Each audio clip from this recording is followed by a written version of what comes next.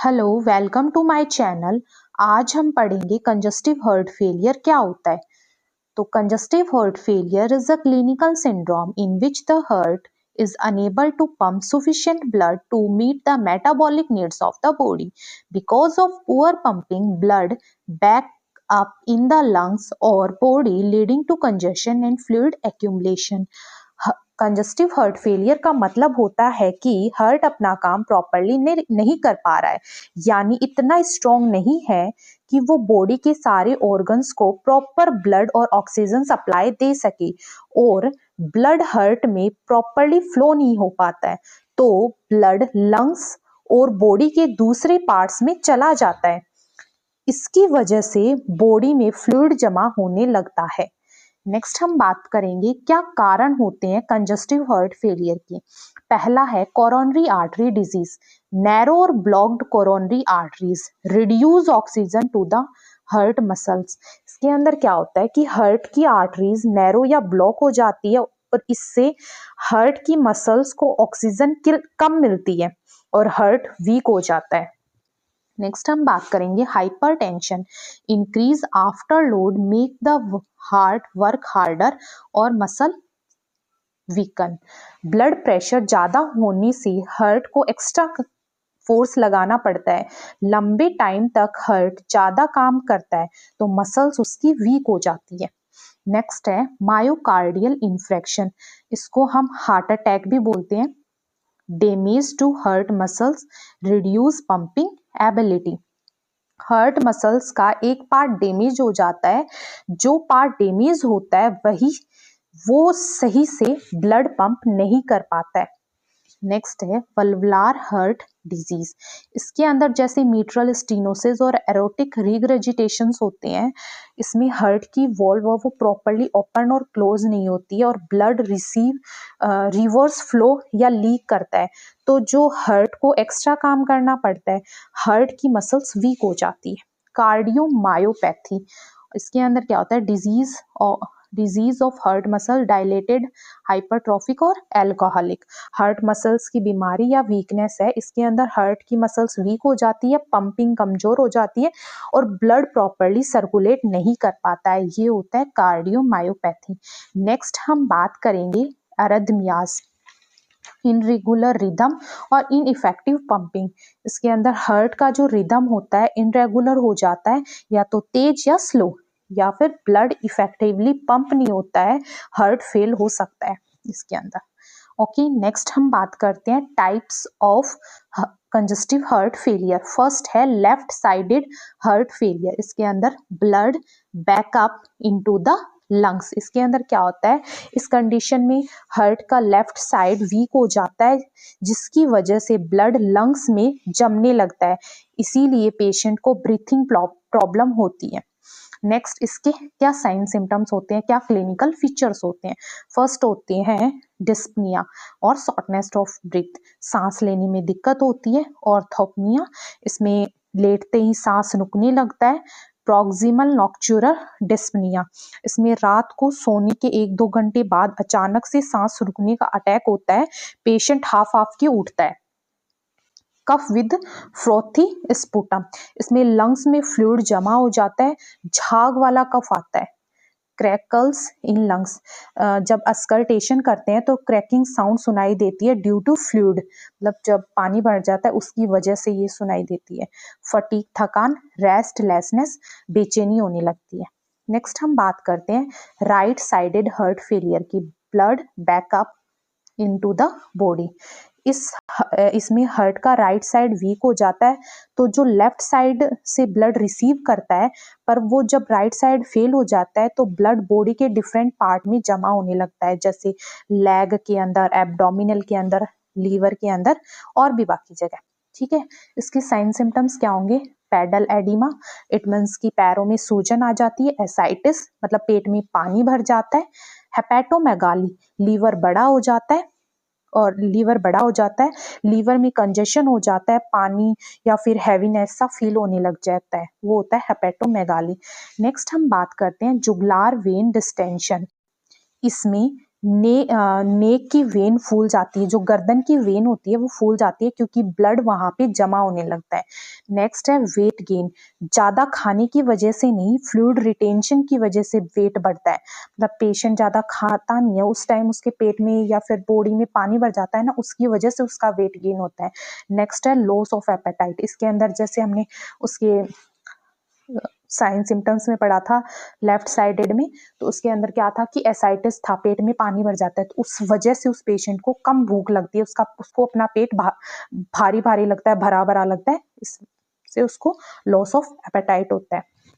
Next हम बात करेंगे बाय वेंट्रिकुलर हार्ट फेलियर, इसके अंदर both left and right sides fail. इस कंडीशन में लेफ्ट साइड और राइट साइड दोनों वीक हो जाते हैं। इसमें होता क्या है, लेफ्ट साइड के सिम्टम्स थे लंग्स में कंजेशन, सांस फूलना, और राइट साइड में बॉडी में स्वेलिंग, जुगुलार वेन डिस्टेंशन, एसाइटिस, मतलब कंप्लीट हार्ट फेलियर होता है इसमें, जिसमें हार्ट बॉडी को रिक्वायर्ड ब्लड पंप नहीं दे पाता है। नेक्स्ट हम बात करते हैं पैथोफिजियोलॉजी। पैथोफिजियोलॉजी क्या होती है कि डिजीज होने के बाद बॉडी के अंदर क्या क्या चेंजेस आते हैं। फर्स्ट है हार्ट मसल्स बिकम वीक और स्टिफ, इसका मतलब होता है हार्ट का जो पंप है वो वीक हो जाता है या उसकी मसल्स हार्ड हो जाती है, हार्ट प्रॉपरली कॉन्ट्रैक्ट नहीं कर पाता है। नेक्स्ट है heart cannot pump blood forward effectively, जब पंप वीक हो जाता है बॉडी को जितना ब्लड चाहिए हो वो उतना आगे फॉरवर्ड नहीं कर पाता है। ब्लड बैकअप लंग्स या फिर बॉडी, तो जो ब्लड था वो आगे फॉरवर्ड नहीं होगा, मतलब फ्लो नहीं होगा, तो जो ब्लड है वो उल्टा पीछे की साइड जमने लग जाएगा, पीछे की साइड जमना शुरू हो जाएगा, जैसे लेफ्ट साइड के अंदर लंग्स के अंदर कंजेशन और राइट साइड के अंदर बॉडी के पार्ट्स में स्वेलिंग आने लग स्टार्ट हो जाएगी। आगे है reduce cardiac output, poor oxygen supply to the tissues, it means कि हार्ट का आउटपुट कम हो जाता है तो बॉडी के ऑर्गन्स को ऑक्सीजन और न्यूट्रिएंट कम मिलता है, वो तो पेशेंट को थकान, उसको वीकनेस या फिर उसकी सांस लेने में उसको दिक्कत होने लग जाती है। नेक्स्ट है kidney receive less blood, active रास और मोर फ्लूइड रिटेंशन, इट मीन्स जब किडनी को लगता है कि ब्लड कम आ रहा है तो वो अपना रास सिस्टम एक्टिवेट कर देती है, और रास सिस्टम क्या होता है, रेनिन एंजियोटेंसिन एल्डोस्टेरोन सिस्टम। ये सिस्टम क्या करता है, मतलब क्या होता है, ये बॉडी में सोल्ट प्लस वाटर को रोक के रखता है, स्वेलिंग और भी ज्यादा कर देता है और फ्लूइड रिटेंशन बढ़ा देता है, ये होता है रास सिस्टम। नेक्स्ट हम बात करते हैं क्लिनिकल फीचर्स की। Left sided symptoms dyspnoea, orthopnoea, crackles, cough with sputum, cyanosis क्या होता है, ब्लूइश डिस्कलरेशन हो जाता है, मतलब इसके अंदर लिप्स फिंगर ब्लू कलर की दिखने लग जाती है, क्यों, क्योंकि बॉडी के अंदर ऑक्सीजन की कमी होने लग जाती है। रेस्टलेसनेस, बेचैनी, फटीग, थकान। Right sided symptoms peripheral oedema, वही पैरों में, एंकल्स में, हाथों में सूजन आ जाती है। जुगुलार वेन डिस्टेंशन, गर्दन की नसें फूल जाती हैं। एसाइटिस, पेट में पानी भर जाता है। हेपेटोमेगाली, लीवर बड़ा हो जाता है। राइट साइड में डिस्कम्फर्ट जैसा पेन होने लग जाता है, डिस्कम्फर्ट होता है, पेन होने लग जाता है। वेट गेन और एनोरेक्सिया, भूख कम लगती है। नेक्स्ट हम बात करते हैं डायग्नोस्टिक इन्वेस्टिगेशन। डायग्नोस्टिक इन्वेस्टिगेशन क्या होता है, डॉक्टर्स कंजस्टिव हार्ट फेलियर को कंफर्म करने के लिए कुछ इंपॉर्टेंट टेस्ट करवाते हैं। ये टेस्ट बताते हैं कि हार्ट कितना वीक है, फ्लूइड कितना जमा है और ऑर्गन पे क्या इफेक्ट डाल रहे हैं। फर्स्ट टेस्ट होता है चेस्ट एक्सरे, इसके अंदर हार्ट की साइज देखी जाती है, लंग्स में वाटर चेक किया जाता है कि कितना है। नेक्स्ट आता है ईसीजी, इसके अंदर हार्ट की इलेक्ट्रिकल एक्टिविटी चेक करते हैं। नेक्स्ट है इको, जिसको इकोकार्डियोग्राफी बोलते हैं। कंजस्टिव हार्ट फेलियर का सबसे इंपॉर्टेंट टेस्ट है, इसके अंदर हार्ट की वीडियो जैसी इमेज पंप मतलब वीडियो आता है, इतना कितना मतलब जो हार्ट है वो कितना काम कर रहा है, ये सब एग्जैक्टली उसमें दिखा देते हैं। नेक्स्ट है अपना BNP level elevated in heart failure. BNP level या बीएनपी टेस्ट क्या होता है, ब्रेन नेट्रियूरेटिक पेप्टाइड। इसके अंदर क्या होता है, जब कंजस्टिव हार्ट फेलियर होता है तो ये टेस्ट अपन को इंक्रीज मिलता है। और बीएनपी क्या होता है, ब्रेन नेट्रियूरेटिक पेप्टाइड लेवल। जब अगर पेशेंट के अंदर बीएनपी इंक्रीज मिला है तो मतलब उसको कंजस्टिव हार्ट फेलियर है, ये इंडिकेशन होता है। सीबीसी करवाते हैं ब्लड टेस्ट के लिए, बेसिक टेस्ट होता है। इलेक्ट्रोलाइट्स करवाते हैं कि बॉडी में कितना सोल्ट है, बैलेंस चेक करने के लिए। रीनल फंक्शन टेस्ट, किडनी का फंक्शन टेस्ट करने के लिए।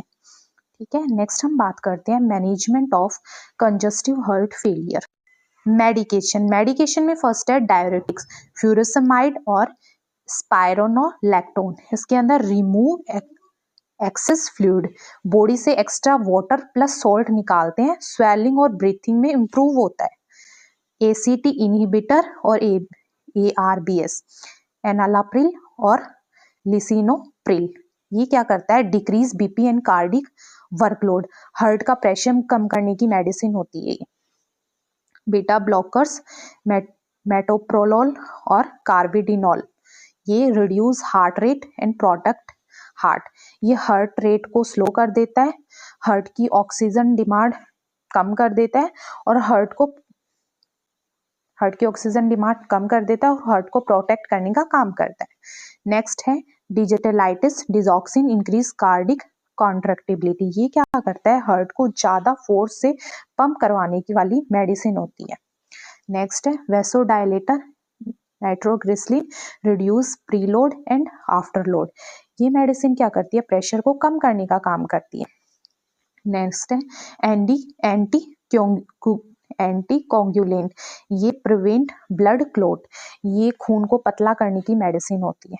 ठीक है, नेक्स्ट हम बात करते हैं डाइटरी मैनेजमेंट। लो सोडियम डाइट, नमक कम देना चाहिए पेशेंट को। फ्लूइड रिटेंशन, पानी भी कम देना चाहिए वरना स्वेलिंग बढ़ जाएगी। अवॉइड अल्कोहल, अवॉइड बंद कर देना चाहिए, इससे वीकनेस आती है, मतलब मसल्स वीक हो जाती है। Balance diet, rich fruits and vegetables देनी चाहिए, फ्रेश फ्रूट्स और वेजीज देनी चाहिए।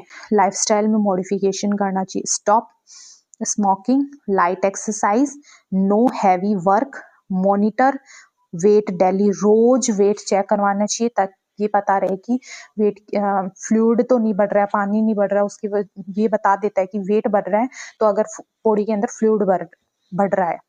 Take medicine regularly. Thank you. Like, share and subscribe my channel.